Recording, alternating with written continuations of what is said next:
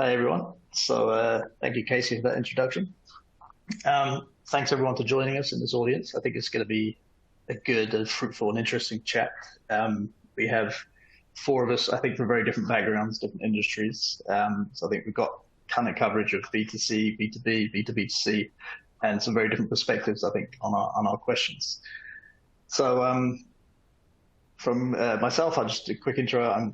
I work with Collinson in Asia Pacific, and we take care of customer relationship management programs and loyalty.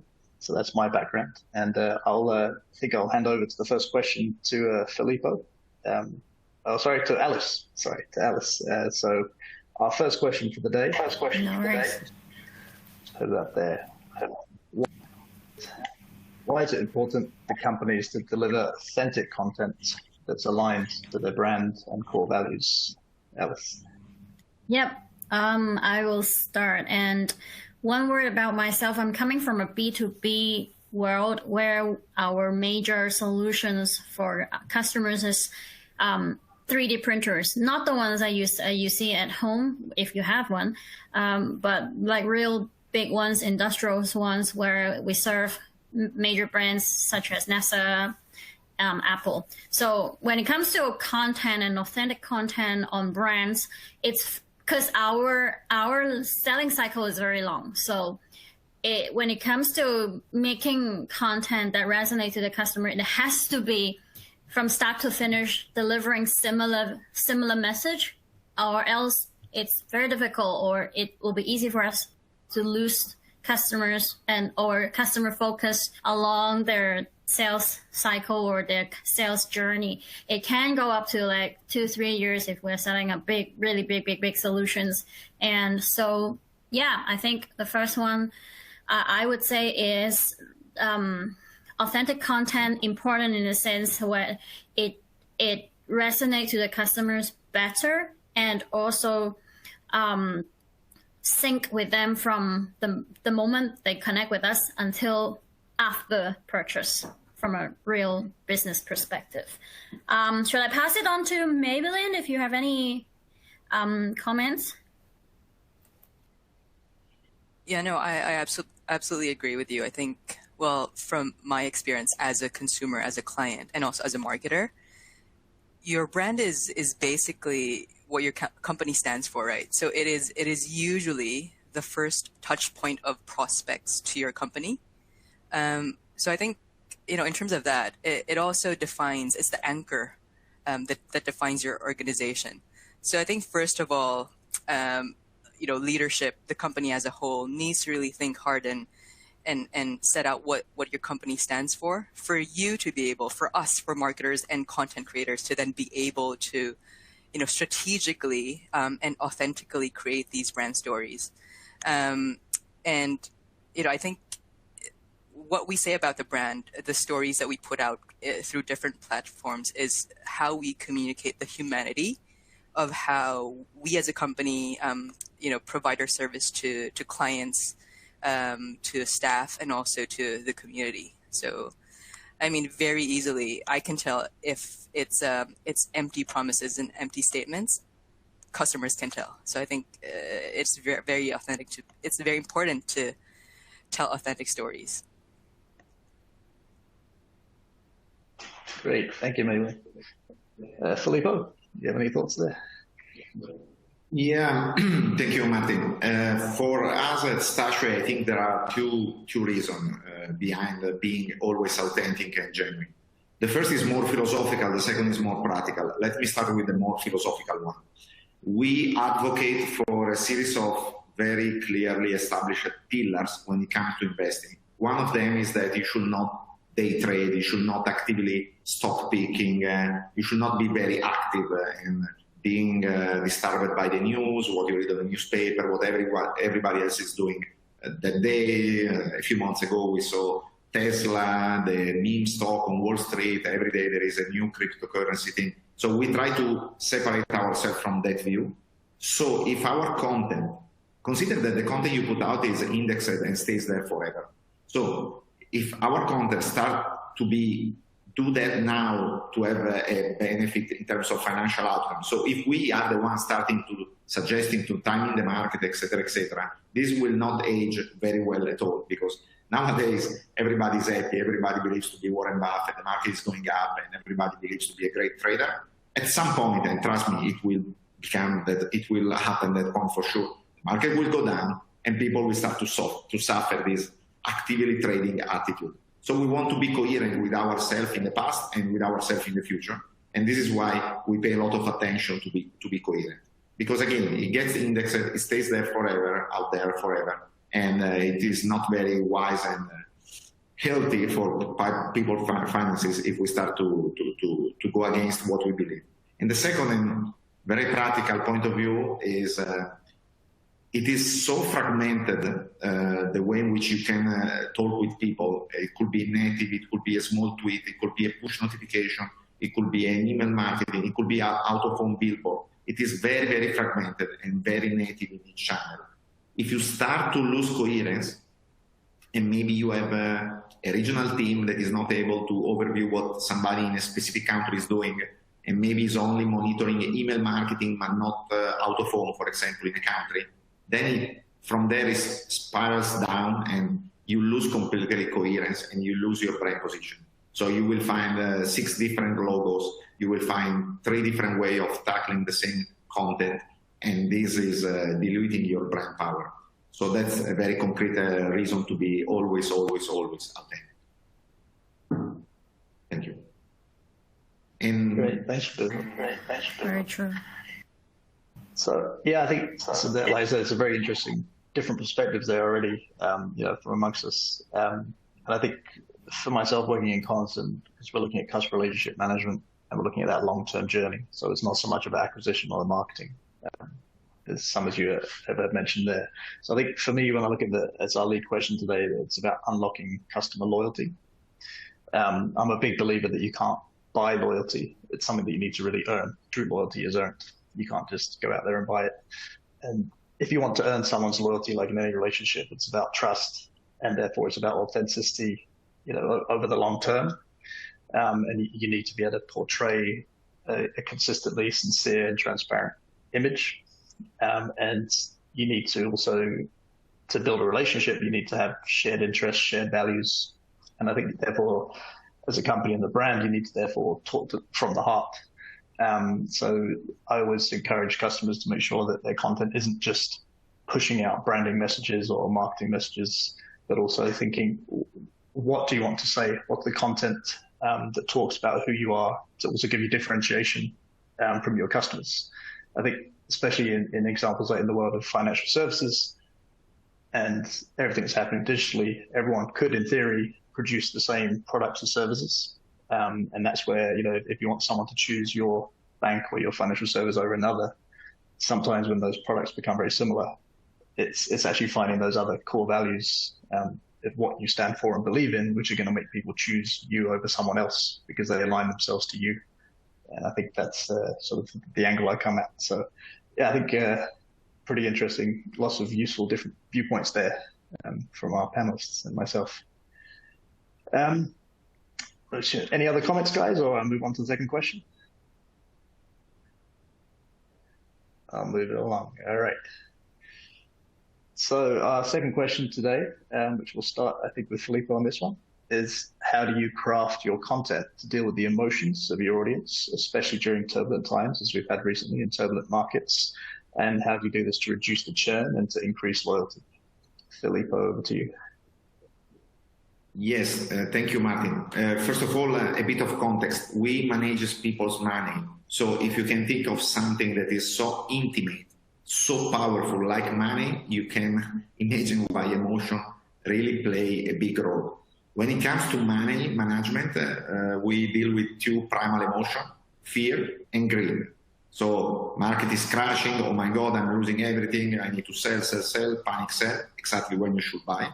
Or market is going up, euphoria, everybody is making tons of money, let me buy, exactly when the market is at peak, when you should sell. So emotion will bring you doing exactly the opposite. So it will bring you into doing stupid action with your money, action that will make your future self suffer. Suffer means I don't know, you retire 1 year later because you made some poor financial decision, your children cannot attend the school you have dreamed for them, or you cannot afford the house of your dream or a vacation, whatever it is. So what we help you, we try to help people cope with their emotion. So our storytelling, our content strategy, everything we do is to help people cope with this very powerful emotion. How we do that? We do that through logic. So we try to give them the future impact of what they do today on their future self.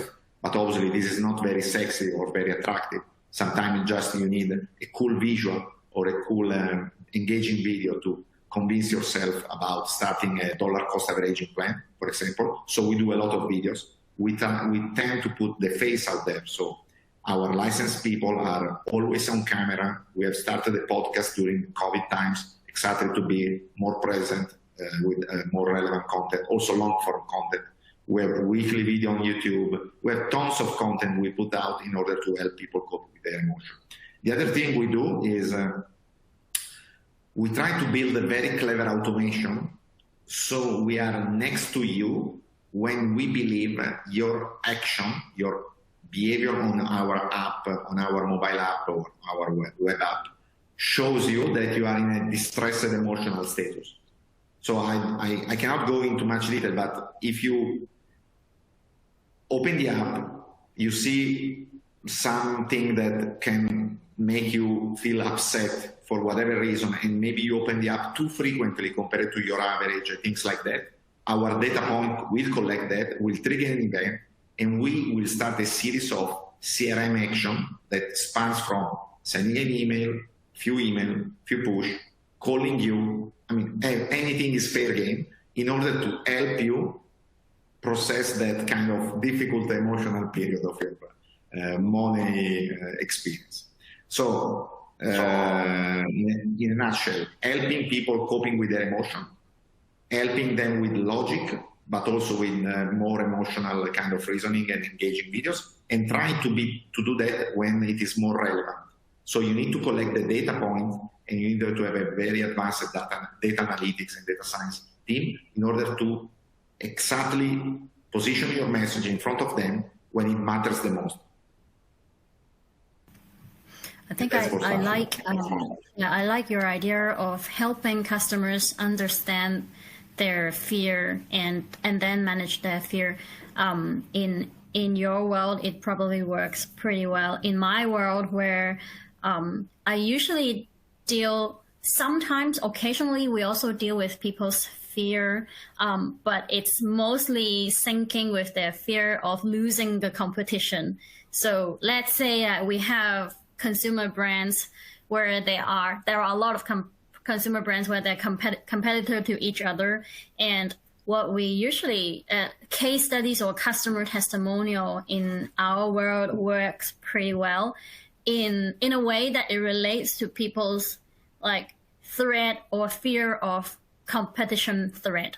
So so coming back to the question, how do we craft, or what kind of content do we craft in my world, again, 3D printing and B2B world, where sales cycle is long, we publish a lot of stories, especially successful customer stories, and it kind of resonates to people's fear of losing the battle.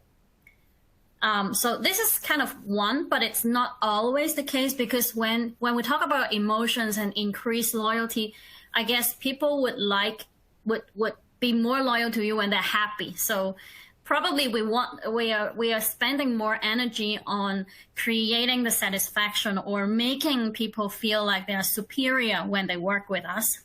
And to me, at least to our marketing strategy at Strategist, this is more important. So that said, publishing a stories and amplifying the customer stories make our customer think that, okay, it's an honor to work with them, partner with them, and announce it to the world, that either a big brand is leveraging the latest or high-tech innovation, or if they're a smaller brand, it will also help the customer acquire some publicity or awareness in the market, help making them feel kind of proud, I guess, to partner with us, that may, in our marketing strategy, kind of add to the loyalty element, if that makes sense. So yeah, probably 20% on the fear part, but let's say more portion on creating the atmosphere that customers are proud of what they're working with us on. Does that make sense, Maybelline? Yeah, sorry. Positive association, right? I wanted to pick up on your point of, customers engage with you when they're happy. I mean, I would add to that saying, actually, you get things done quicker and easier if customers like you and trust you, which is, all the same thing. And I think how you do that is, during times of downturns, short-term, sales activation messages usually backfire. They don't work very well. I think during downturns, it's B2B brand associations that you build over time that then pays off profit-wise when recovery comes. And so I think this is when organic marketing comes into play, because brand building is sort of a long-term game. It's not short bursts of banner click ads that work when there's no money that they're spending in the market. And I also think in terms of crisis comms, so tone of voice is very important when people are panicking, when things are turbulent. And also, who are you talking to? Are you talking to your clients, investors? So what do they want to hear? Do they want to hear that you have a long-term recovery plan and business continuity? Are you talking to your employees because also you want to retain and keep them loyal? Are you being sensitive in terms of messaging to them, keeping them safe and healthy?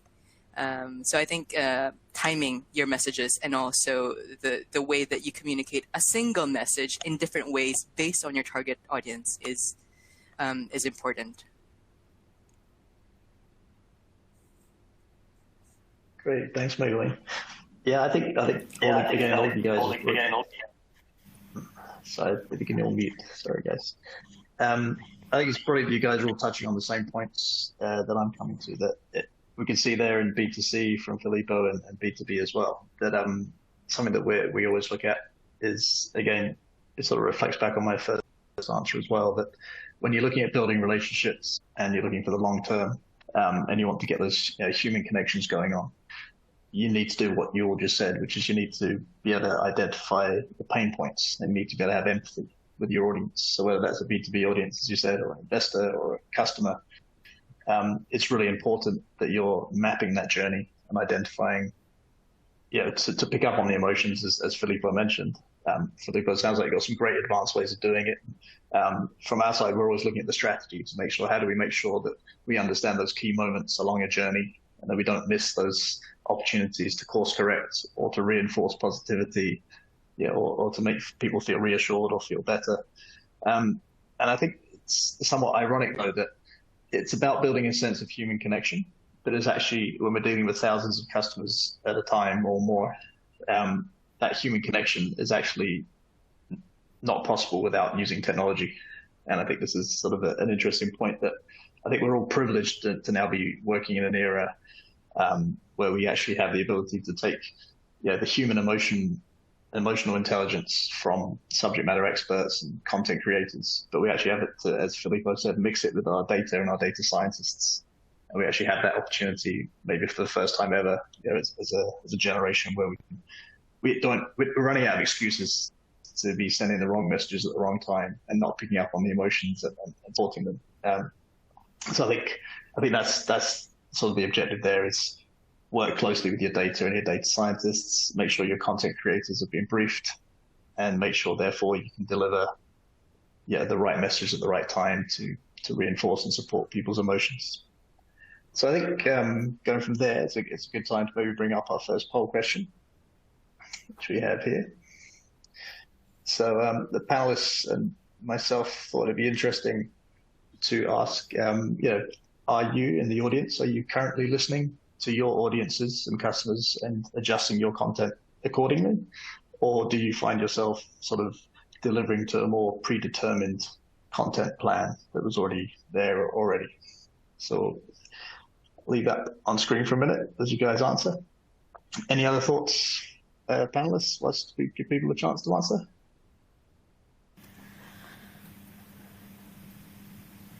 I see people are answering quarterly plan or monthly. There is some regular plans. At least this is what I'm seeing. Yep, we have quite a lot of people coming through now with their answers. Let's have a look. Personally, see if anything strikes. I think we also have some kind of regular plans, but probably only quarterly, mostly, because and we obviously adjust along the time. Great. So, I mean, I think reassuringly, from my perspective at least, that we see that almost half of our audience here said that they're always listening and adapting is required, which I think is great. I think that's what I would encourage, like say, any of my clients that we work with, especially in times as we've seen through COVID, that things are ever-changing, targets and emotions are involved. And what do we have? Second best here, almost 30% following a predetermined quarterly plan. So I guess it'd be interesting within that quarterly plan, are you adjusting it quarter to quarter as well, based on what's actually happening out there and what you're receiving? Okay, guys, any other thoughts on this poll question before we move along? Just on the back of this, it'd be interesting to see how often they measure the results, because metrics wise, if you're adjusting, it would come off of the back of adjusting because of data, doesn't it? Maybe for the next one, for the next session, we could add that in. Yeah, sure. All right. So I'll move us along now to our next question, which I think we're going to have Filippo have a look at first here. Which channels do you find most effective portraying your digital narratives, and what formats do you find are resonating best with your target audiences? Over to you, Filippo. Yeah, I was also looking in the Q&A box, and there are some questions coming in, so please keep them coming and we will address all the Q&A at the end of this panel. Which channels do we find the most effective? Difficult to pinpoint a single channel. So the general tendency is that people have a shorter and shorter attention span.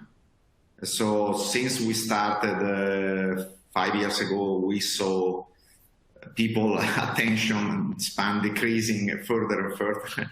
If you consider now the time of an Instagram video when it goes more than 6 seconds, maybe it is already too much.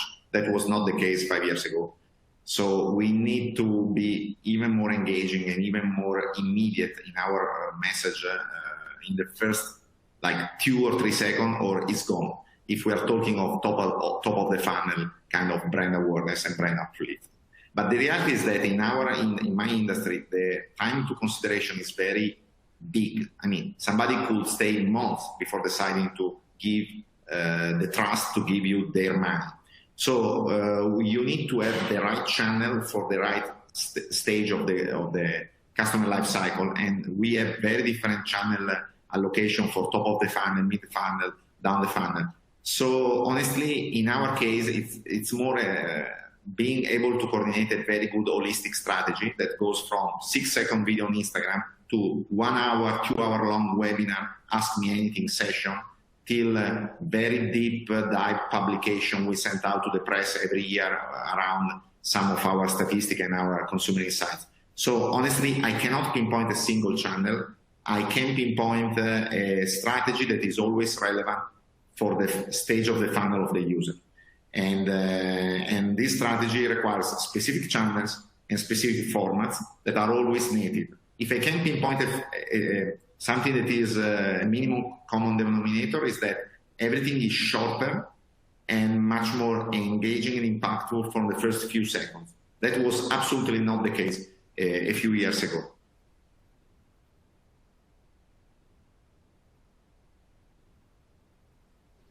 Great. I Megan, do think you have any thoughts? yeah, I will. I have to agree with that. So in our industry, we're a design and architecture company. So everything's very visual. Everything is to Filippo's point, the first 3 seconds. If you don't grab and retain their attention in the first few seconds, you've lost them.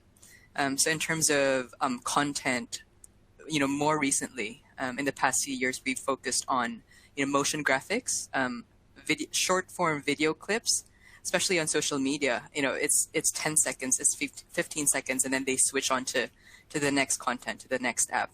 And then because we operate globally, so we're based in the UK, but we have a presence in APAC and EMEA and the Americas. Being a company that is geographically dispersed and also having clients that are culturally diverse, I think you then need to be closest to your audience where it matters. So obviously being B2B, we're on LinkedIn. We're also on WeChat, which is, in Asia, because of the market is a main platform, but also because we're a very visually driven company. We also, heavily post on Instagram because, a paragraph cannot say more. A picture says more than an entire paragraph most of the time. And then depending on the platform, then your formats also need to evolve. So on Instagram, I have a very good marketer on my team. So she actually suggests ways to sort of gamify content on Instagram. So then, because it's individuals who scroll through content, right? So then, you find ways to make it engaging and involved, so that they're not just scrolling through, but they're actually clicking on stuff. And all that reflects in the data in the back end. Whereas on WeChat, we find that longer form, in-depth content punctuated by, beautiful visuals, photos, renders, and short videos actually garners a lot of attention. And maybe if I can answer this question also in a different way, in terms of format and also platform, I think a company's employees are most often very underutilized as a platform, as a way to actually get your message across. They're free.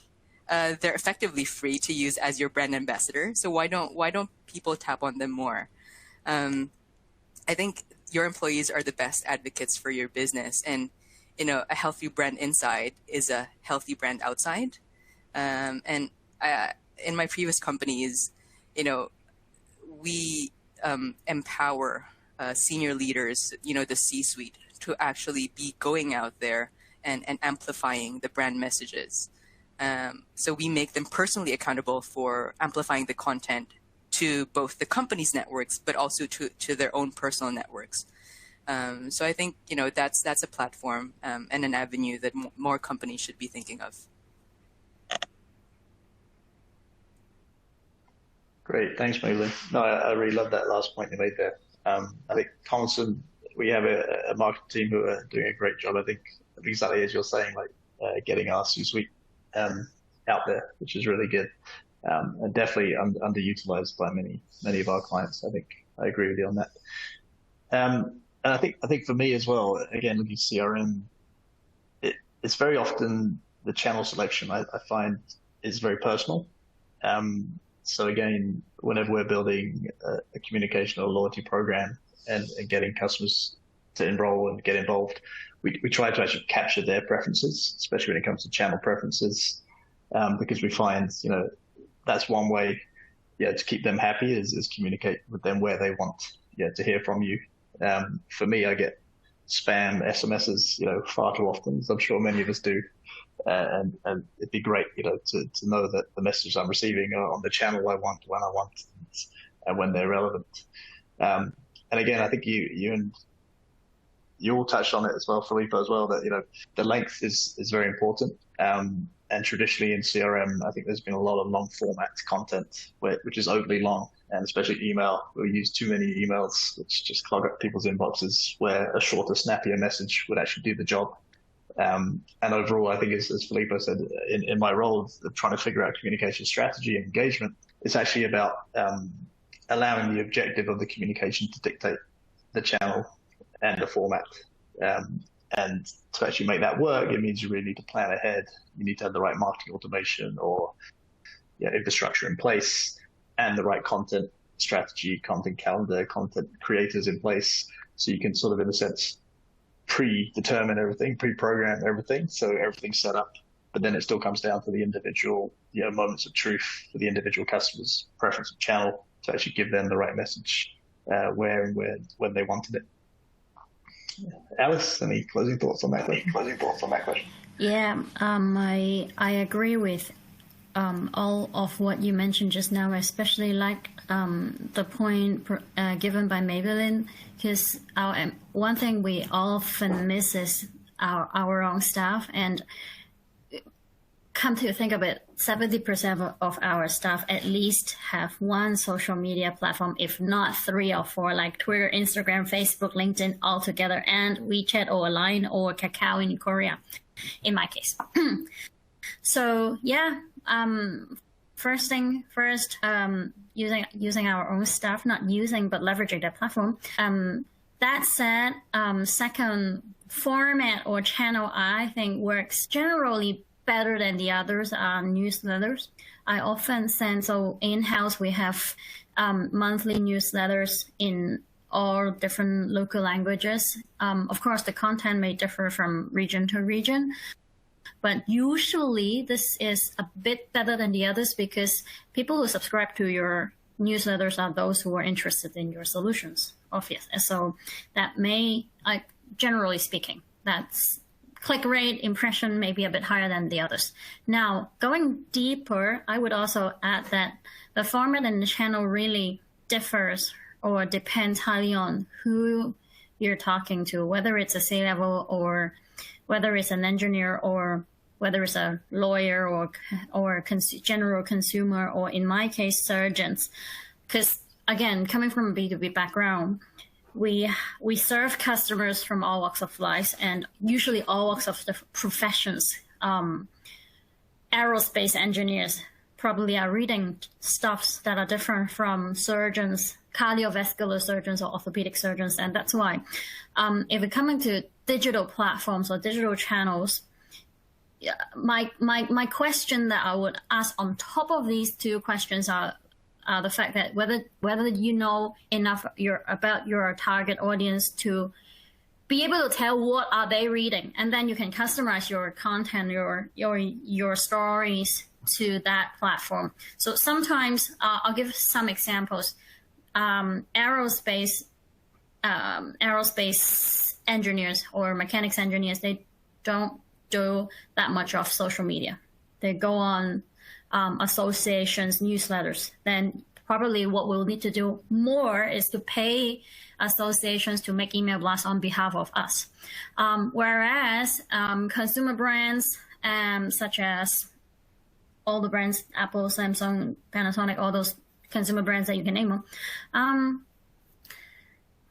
general Instagram posts, something that is eye-catching, will probably catch their attention. So yeah, different formats. I would answer in short, newsletter probably works best across everyone.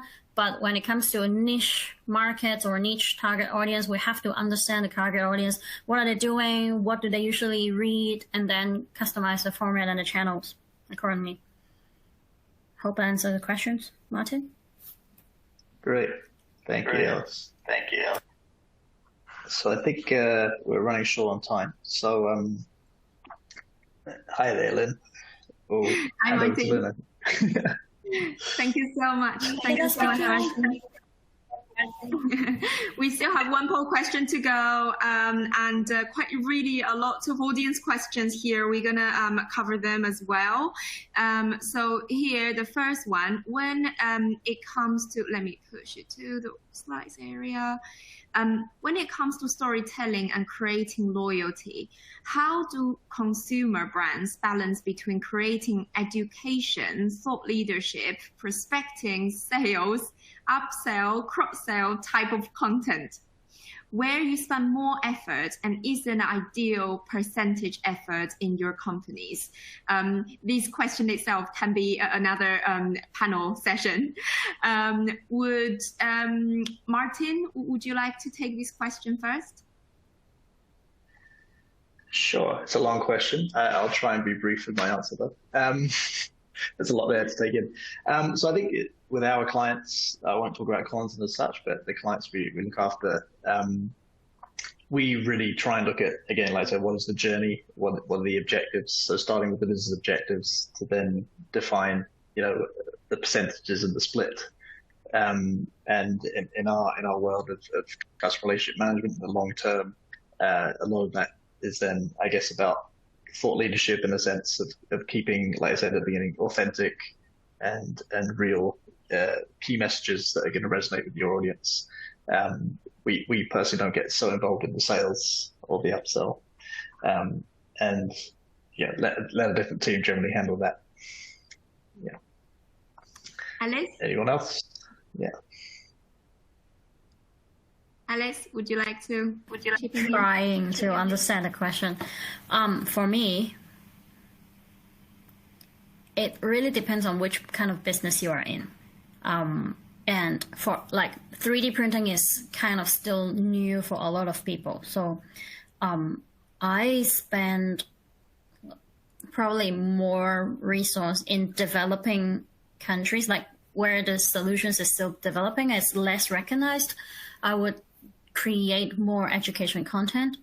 And for like countries where the solutions is more developable, has high recognition, we probably will push out more content that drives sales and value, like numbers-driven content that compares their existing customers' existing solutions versus what we're offering. Then like it will drive value and tell them like, come and talk to us and we'll be able to like help you out to deliver more value to you, etc., instead of talking about like, what is it?